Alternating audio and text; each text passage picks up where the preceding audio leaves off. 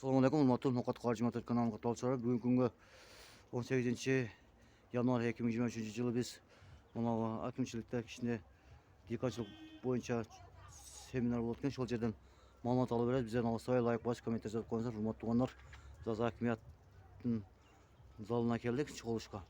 Шол жерден маалымат алабыз. Лайк басып комментарий жазып коюңуздар, урматтуу туугандар. Мына чыгылыш болот экен. Шол жерден маалымат алып беребиз. Adam sana çalıştı mı da?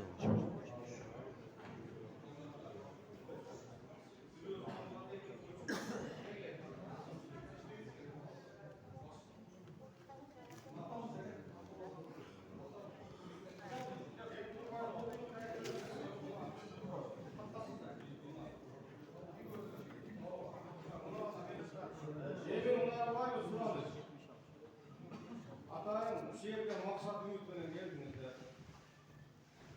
başkanımızdan soranız telefonunuzda ünsüz olma telefonu ünsüz olma koyunuzda soranız çevirip biliyorsunuz organlar biliyorsunuz alıp degende ilk koyup kendini süreşiyorsunuz o kim özünü silahlarına ona atayın sizlerge şunları böyle doktor için ünsüz olma koyup alınızlar anam kim bir eşkek bir çıkısı gelse seki çıkıp alıp beni öğretsinler canım burası olacak ama yapacak bunu yaptan da tutup kaçmasınlar o için çarpacak işte hoş oldu uyuşturucular şöyle olmaz bazı biz proyekterde koyulmak için daha fırından kapı olduğunu göre savaşlarda olmakta bugünkü seminarın aşırıçıları bugün negizgi tema Tulpun Aydın boyunca önemli canlılıklar katarı varımızlar bilesler bu Tulpunay teması sözü duyğançılıklı görüyorlar bize negizden gerten kamiyakadan kartoş olmadı pilatlık bir akıl günleri buna mövücümüzlerden Tulpunay malina aymay duyğanlar şu fayda getirip şeyin oldu bu negizde biz ötkümde davranına Ayşe Turadaniş oblastda gubernatör özümüzün akimiz bolup oşo жерде уштуу болгондо институттун анча келечекте перспектива иштешинде анан өзүңүздөр көрүп атасыздар айчалган жерлердин 50% жерин мамлекет ушундай жаалыкты өнүктүрүү үчүн берип олдун жерлерин 50% өкмөткө 50%ын мамлекетке алды ошол мамлекеттин 50% ошол эми көптөгөн жерлердагы мыйзам боюнча бирөө жерди алган болсо 20-30 жылда алууга мүмкүнчүлүк бар экен да ошону жакшы тилип алып кеткенден чарбаларды анан кийин ири кооперативдерге бирок ошол кооперативде 3 жылда экономикалык негизденмесинде тынымсыз талапты мамлекеттик тартипти мыйзамдар сактап келген болсо анан 4-үнчү артыкчылуу балыктардын бирине мына ушул бүгүнгү көрүп атасыздар токтолуп турган сиздерге окшогон ушул бир кызыкчылыкты жалпы максатты көздөгөндөргө болот артыкчылыгынын тартиптери бар анан биз ойлоп атабыз мына Айшат Турадович менен сүйлөшүп башкан бул дагы биздин органдарына кеңешер өкмөткө келип болот кеңештер көрүп практикалык көрдү эми мунун баардыгын билесиздер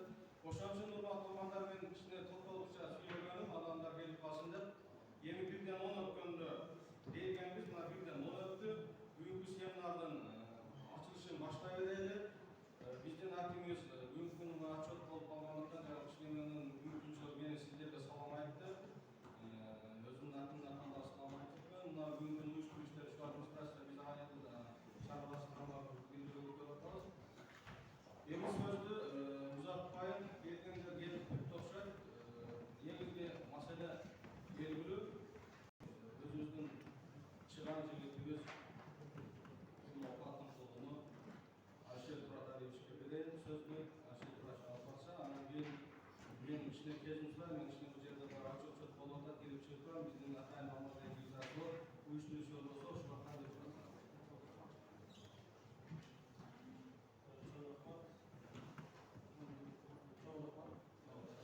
бүгүнкү мекемени даярдап бергениңизге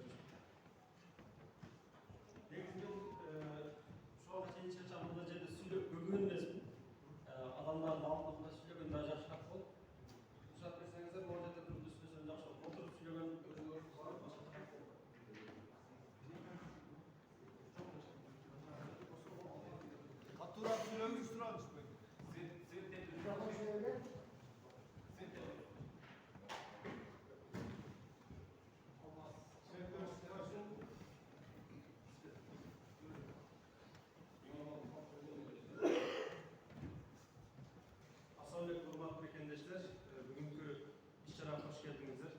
Bugün sizlerge Malina, Kutlay boyunca malumat vergen bolamız. Malina boyunca eksport boyunca beklenir.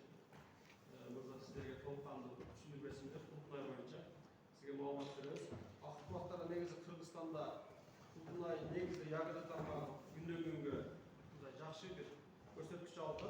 Бул деген биздин алдыңкы убактарда чоң иштер жасаганга болот деген ойдобуз. Азыр биздин жакта презентацияны biraz кечигип атабыз. Ошо ойлогонго чейин жөнөкөй эле бир сүйлөшүп турсак, андан кийин презентацияны баштагандан кийин кеңири маалымат берели.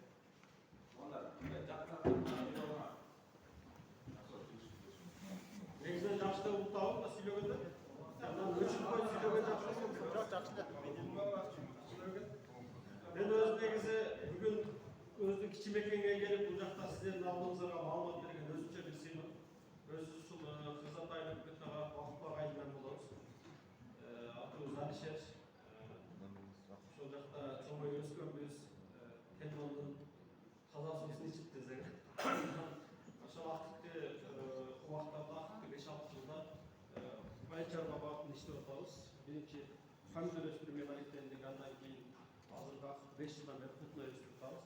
Негизинде Кутнайды Кыргызстан боюнча жайыптык ушул ишти менен иштетип албасок, алдыңкы жылдары ошо миграция тармагында да бир чоң бир өзгөрүш жасасак болот деген максат тилектер менен иштеп атабыз. Сиздердин араңыздарда презентация башталганга чейин Кутнай айткендер барбы?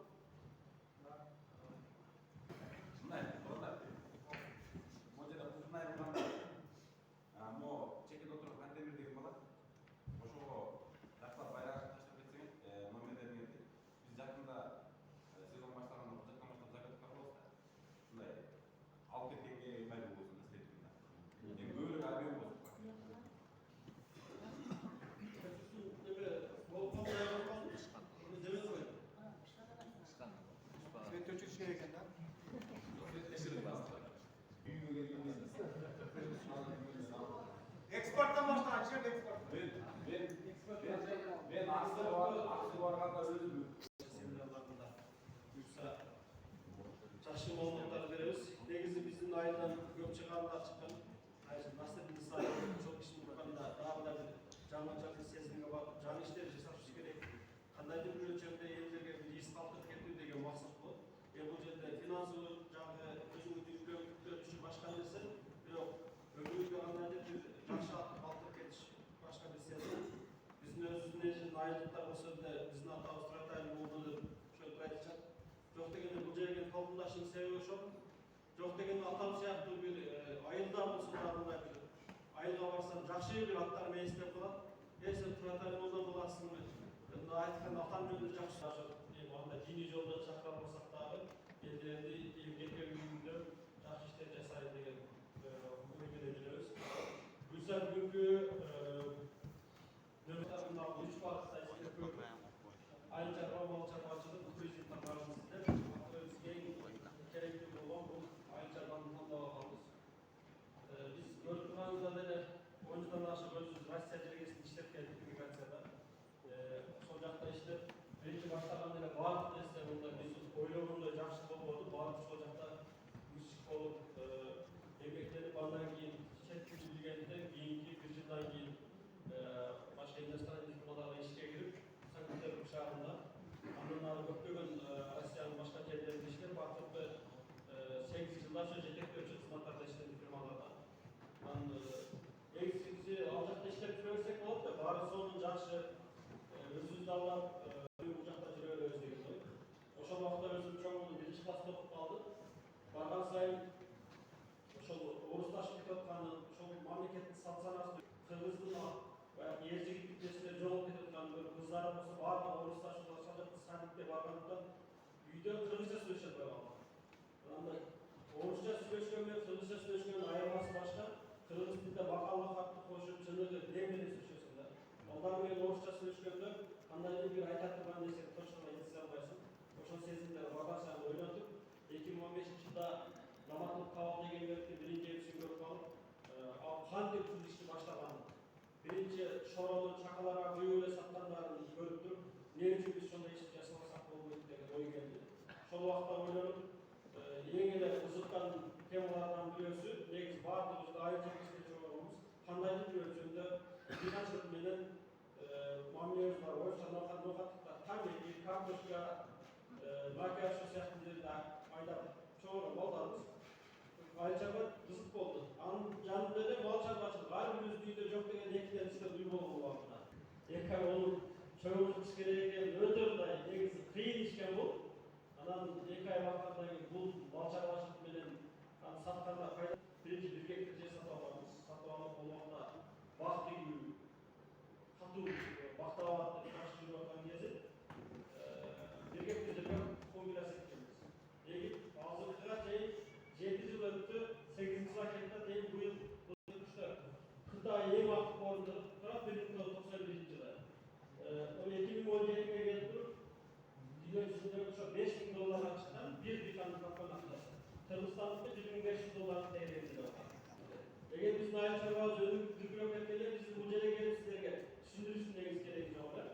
Ошол себептен мына слайдда көрүп турганыңыздай биздин коңшу мамлекеттер жакшы эле бир өнүгүүгө багытталган, бирок биздин өзүбүздүн мамлекетте айыл чарба багыты анча жакшы өнүгүп эмес. Мындан бир аз да жылдык көрсөтүп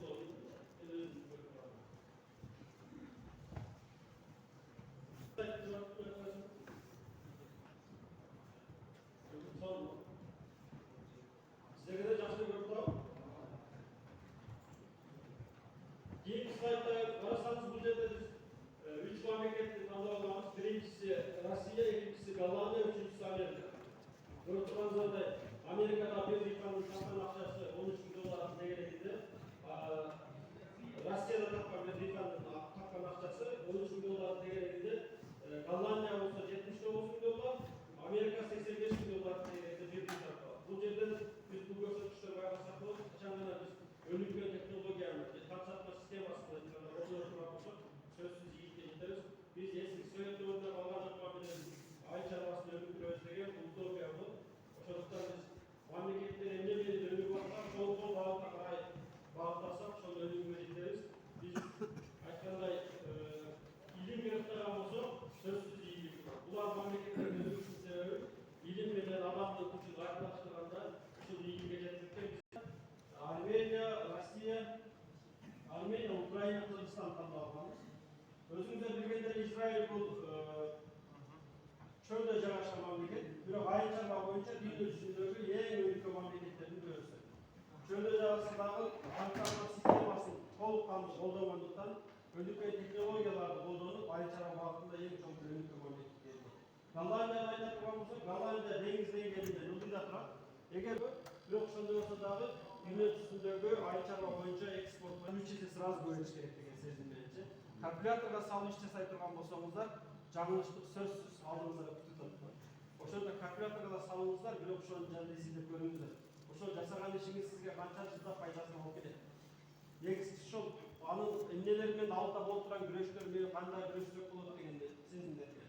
Азыр биз ушу кампанияны баштаганда теплицаны Мото туғаныш мен ноқат қаржыматыр канал сені құшсет.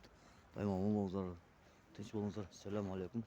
Рахматуллахи ва баракатуху. Лайк, бас, коммент жазып қойыңыздар, мото туғандар. Көрші тыныш болыңыздар, сау саламат болыңыздар.